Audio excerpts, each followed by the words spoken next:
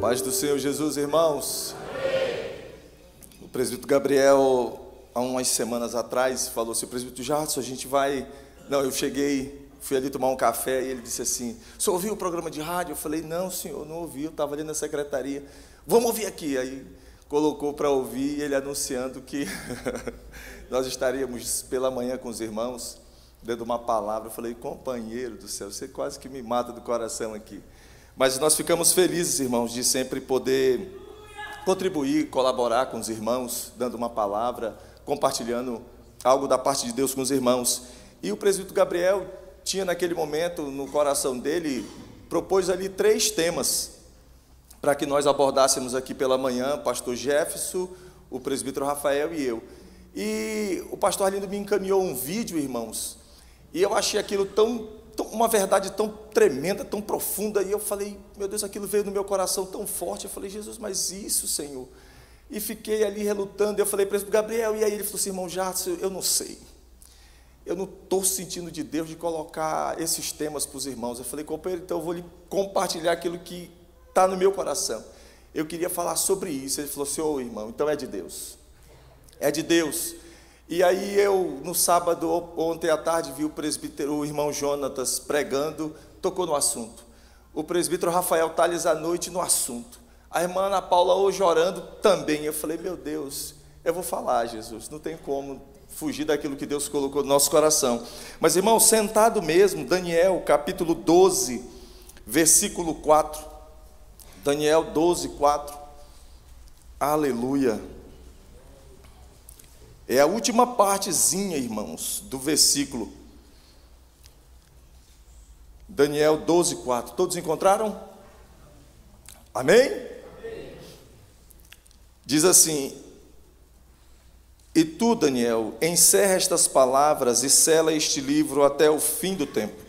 Muitos correrão de uma parte para outra, e o conhecimento se multiplicará. Eu gosto da tradução que diz: e a ciência se multiplicará. Eu gosto dessa tradução.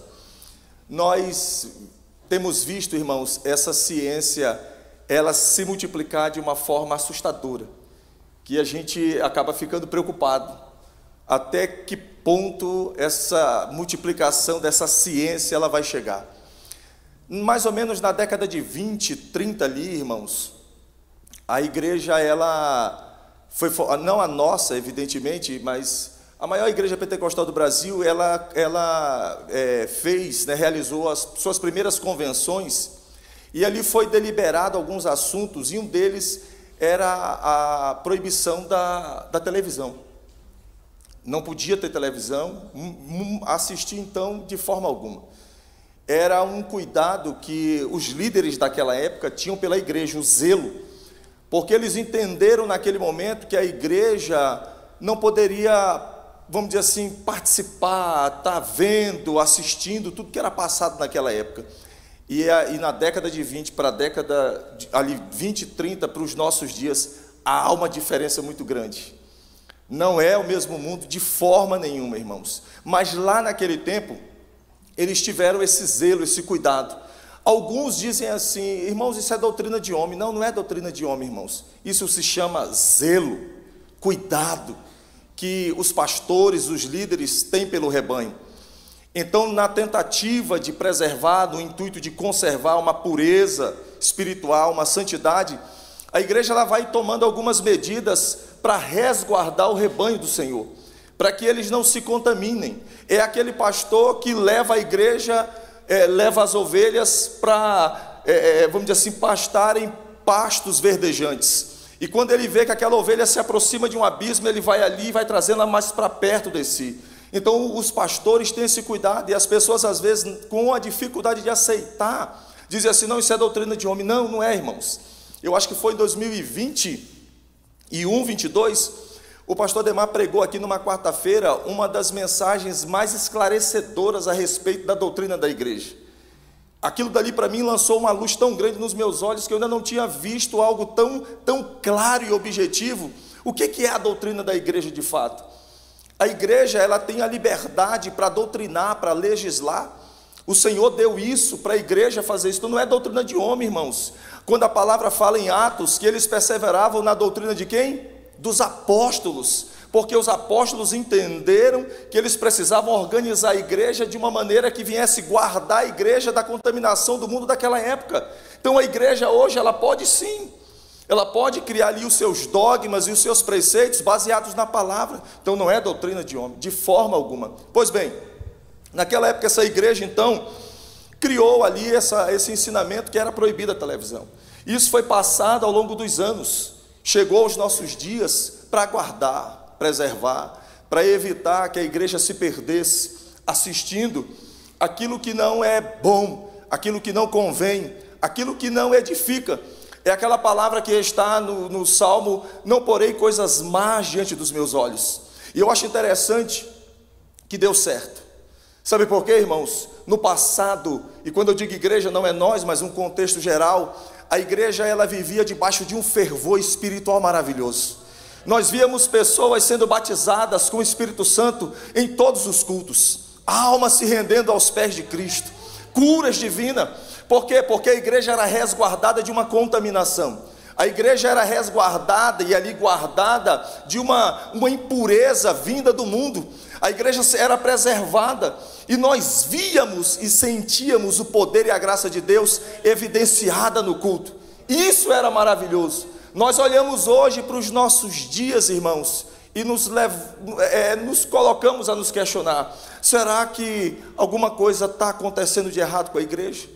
Qual tem sido a grande falha e o erro dos nossos dias? Sabe por quê, meus amados? A ciência se multiplicou, e aquilo que era proibido no passado já não é tão proibido hoje. E hoje, irmãos, a ciência ela multiplicou-se de uma tal forma, evoluiu, e nós chegamos a uma era da informação. Aquilo que foi proibido no passado não convém ser proibido hoje. E hoje nós não temos mais uma televisão, mas nós temos um telefone. Nós temos um celular em nossas mãos. E eis aqui o grande desafio. Esse daqui, irmãos, eu acredito que seja um dos maiores entraves, uma das maiores barreiras. E olha só, esses dias agora circulou nas redes um vídeo de uma religião de matriz africana manifestando a sua fé lá em São Paulo, não é isso? De forma escancarada, o Brasil todo vê. A igreja olhou para aquilo e, tipo assim, ficou estarrecida. Não, como é que pode uma coisa dessa? Isso daí está errado. Não, não está errado, irmãos. Sabe por quê? Juridicamente eles estão corretíssimos. Eles podem expressar a fé deles onde eles quiserem, assim como nós também. Para nós, como nós nunca tínhamos visto isso, para nós aquilo é assustador. É difícil nós aceitarmos os deuses deles sendo expostos ali, a sua fé sendo evidenciada com trabalhos e tudo, e a igreja olha para aquilo dali e ela diz assim: não, mas não pode. Pode, irmãos, juridicamente está corretíssimo, é garantido pela Constituição. Aí eu fico pensando, tudo bem, a lei resguarda eles, mas e nós enquanto igreja? Qual é o nosso papel? Porque há uma guerra espiritual escancarada diante dos nossos olhos. O diabo tem afrontado a igreja como antes nunca afrontou. O diabo, irmãos, tem confrontado a igreja, a nossa fé. Ele tem atacado a igreja, tem lançado nos nossos olhos isso daí, me perdoa a expressão, na nossa cara, afrontado. Está aí a nossa fé diante de vocês, e agora? E agora o que a igreja faz? Como lutar com isso? Evitar não tem como, mas como vencer isso daí, irmãos? Se nós estamos tão envolvidos com esse avanço tecnológico, se nós estamos sendo dominados, irmãos, por essa avalanche de informação que tem vindo para nós todos os dias. Vou lhe dar um dado aqui: o Brasil é um dos países, irmãos, que mais passa tempo no celular no mundo. É o Brasil. Sabia disso? É um dos países que mais gasta tempo, irmãos, em celular no mundo. Pesquisa realizada. O uso do celular tem se tornado, irmãos, por alguns especialistas, um vício, uma dependência, assim como a droga, o álcool e o cigarro. Crianças, jovens e adolescentes têm tido crises de ansiedade porque os pais retiraram o celular deles. Aqui no Brasil, uma mãe e um irmão foram assassinados porque foi tirado deles o celular. O jovem de 14 anos não suportou, foi lá e matou a mãe e o irmão a facada. Irmãos, isso é alarmante para os nossos dias. Aí nós nos deparamos, irmãos, com um evento desse que aconteceu ali, a igreja fica empolvorosa, revoltada, quer partir para o confronto. Não, a nossa luta, meu amado, não é física. As armas da nossa milícia não são carnais, a Bíblia diz que elas são espirituais, poderosas em Deus para a destruição das fortalezas.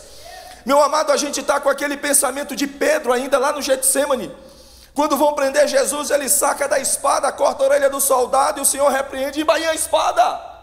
Pedro, eu estou me deixando prender. Eu oraria meu pai aqui, ele me enviaria 12 legiões de anjos. Tu ainda não entendeu que as armas da nossa milícia não são carnais. Aí sabe o que a igreja faz, irmãos? Ela quer militar, ela quer comentar, ela quer confrontar, ela quer condenar, ela quer execrar, ela quer fazer aquilo que não é papel dela nesse momento. Dessa forma não. O que precisamos fazer? Lutar com armas espirituais. Armas espirituais. Como assim? Nós temos que consagrar nossa vida e orar. Mas como, irmãos, se somos dominados todos os dias por um aparelho? Somos dominados, irmãos. O vídeo que o pastor Alindo mandou para a gente, ele diz o seguinte: o celular ele veio e ele matou a TV, ele matou o relógio, ele matou a Bíblia de papel, ele matou o livro, ele matou a calculadora, ele matou o PC, ele matou a lanterna, ele matou a agenda, e ele tem, irmãos, tirado a nossa saúde. O uso excessivo do celular tem causado doenças, comprovadamente, doenças da visão, dos olhos, da audição, tem virado uma verdadeira epidemia. Só que o celular também tem matado relacionamentos, casamentos, pais que não conversam mais com seus filhos, filhos que se enclausuram nos seus quartos e não saem do celular, das redes sociais. Não há mais diálogo, não há mais manifestação de carinho, de afeto, de apreço, não há mais conversa, não há mais conselho, oração nem se diz. Lê a palavra então, irmãos, ele tem matado famílias. Eu estava participando de uma escola bíblica em Porto Velho, e um irmão chegou e falou assim: presbítero, o irmão fulano não vai vir para a escola bíblica, ele teve que atender um chamado de um vizinho dele. Eu falei: amém, irmão, então tudo bem. Ministramos a escola bíblica. Quando terminou a escola bíblica, aí eu falei assim: mas o que aconteceu? Não, sabe o que é? O vizinho dele lá esfaqueou a esposa, porque ele descobriu a traição dela no celular. Ouve, irmãos, como a igreja vai lidar com isso? Como lutar com a afronta do diabo? Não adianta a gente espernear, não adianta nós, vamos dizer assim, brigarmos, não adianta. A igreja precisa se voltar e entender que as armas da nossa milícia não são carnais, elas são espirituais. É preciso, irmãos, viver aquilo que Paulo disse: não vos embriagueis com o vinho em que há contenda, mas enchei-vos do Espírito Santo. Senão nós vamos ficar, irmãos, igual aqueles discípulos que foram repreender aquele demônio. O discípulo olhou e disse assim: ei, quem são vocês? Quem são vocês para me repreender? Eu conheço a Cristo e conheço a Paulo também. E vós, quem sois? Quem é a igreja do século 21? Cadê o fervor dos anos passados? A autoridade na vida de jovens, adolescentes e crianças. Esses dias eu pregando uma palavra, um rapaz falou assim: irmão, essa sua palavra eu acho que tem até a ver com nossos dias. Eu falei: por quê? Ele falou assim: porque eu me recordo vendo crianças pregando a palavra e orando pelos dons, batizadas com o Espírito Santo. Irmãos, o desejo é que esse tempo retorne, mas de uma forma mais gloriosa ainda. Aleluia! Que o fervor espiritual seja derramado na nossa vida. Hoje em dia, irmãos, é impensável proibir o uso de celular, claro que não, e nem é o nosso intuito aqui demonizar, não, de forma nenhuma. É um aparelho, é uma ferramenta de trabalho, mas de que forma temos usado? De que forma nós temos lidado com isso? Eu acho interessante, o reverendo Augusto de Nicodemos, ele deu uma palavra, eu achei muito interessante. Ele disse assim, as mesmas pessoas que postam fotos e declarações de amor a Jesus, são as mesmas que depois vão postar fotos sensuais, eróticas, com palavras chulas. São as mesmas pessoas. Há uma exposição, irmãos, exacerbada da nossa vida pessoal. Essa é a realidade. Quadrilhas, irmãos, isso é comprovado, já sequestraram e têm cometido crimes por conta da exposição da nossa vida nas redes, com o uso do celular. Irmãos, isso é alarmante para os nossos dias. E eu fico pensando, o que a igreja vai fazer com isso? Proibir não adianta, não é proibir, mas pelo menos despertar um bom senso, um temor, um zelo. Use, irmãos, para a glória de Deus, use para a glória do Senhor, para que o nome dele seja glorificado. Bendito seja o Senhor. Eu acho interessante, irmãos, que hoje as pessoas usam para promoção pessoal, para a necessidade de atenção. Não é isso? Essa é a realidade. As redes hoje são utilizadas para isso, exposição pessoal, necessidade de atenção, a curiosidade da vida alheia, para olhar a vida dos outros, depois sair falando. A realidade é essa. Eu olho ali, depois eu saio falando para todo mundo, eu vi lá, eu vi desse jeito aí. Eu não vou ficar mais aqui não, pastor Jefferson, eu vou sair da igreja. Eu vou sair da igreja, porque olha a vida da fulana, olha a vida do fulano, eu vi lá, olha lá a vida do fulano. Não, pelo amor de Deus, meu amado. Não, irmãos.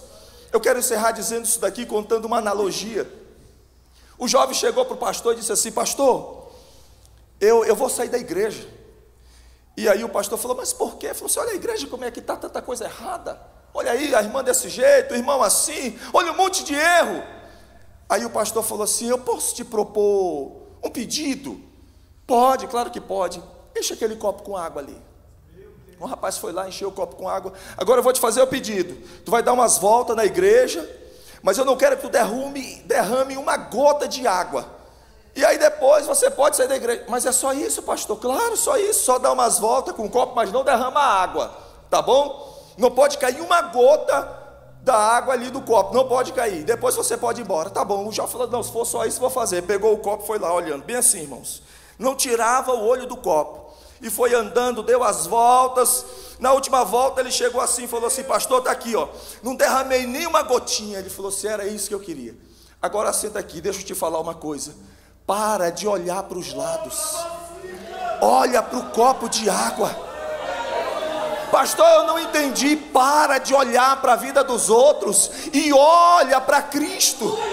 Olha para o autor e consumador da nossa fé, olhando firmemente para Jesus, autor e consumador da nossa fé. Façamos aquilo que a palavra diz: Senhor, os nossos olhos, os meus olhos estão postos em Ti, Senhor. É nele, irmãos. Oh, aleluia. Então use essa ferramenta para a glória de Deus, para que o nome do Senhor seja glorificado e que não sirva como pedra de tropeço na tua vida. Oh, aleluia. Oh, irmãos, gastamos mais tempo conectados ou lendo a palavra, orando, jejuando, consagrando a nossa vida. Sabe por quê, meu amado? O irmão Gustavo falou uma coisa aqui interessante. Lá na escola, a nossa fé vai ser provada. A nossa fé, ela vai ser, irmãos, atacada. E aí, será que vamos fazer aquilo que Pedro diz? Será que vamos ter condições de dar razão da nossa fé? Será que vamos conseguir responder à altura? Ou será que seremos envergonhados, como aqueles rapazes que foram repreender aquele espírito maligno ali, e diz assim: quem são vocês? Você até se parece com um crente, mas você não tem nada, você não tem autoridade para me repreender. Oh, irmãos, o que vai ser da nossa vida se não fizermos alguma coisa hoje, aqui nesse momento? Uma irmã chegou para mim na aula da EBSP, presbítero Gabriel, e ela fazendo faculdade de música, eu não sei se ela está aqui, e ela falou assim, eu falei assim: o que ele trouxe a fazer o curso teológico aqui? Ela falou assim: presbítero, eu precisava encontrar Deus. Eu precisava ter um encontro com Deus, porque quando eu fui estudar, eu senti a minha fé ser muito abalada, ser muito atacada. E quando eu vi pessoas escarnecendo, zombando da nossa fé ali dentro da faculdade, no ambiente acadêmico, eu olhei que eu percebi uma coisa. Não é que eu não conseguia responder para as pessoas, eu percebi que eu não conseguia responder quem era Deus para mim. Para mim. E eu canto, toco na igreja, eu sou crente, mas eu não consegui dar razão da minha fé para mim, dar razão da fé para mim. E aí eu falei assim: Senhor, eu preciso te conhecer, eu preciso te buscar mais um pouco, porque eu vi pessoas desviando do meu lado, presbítero.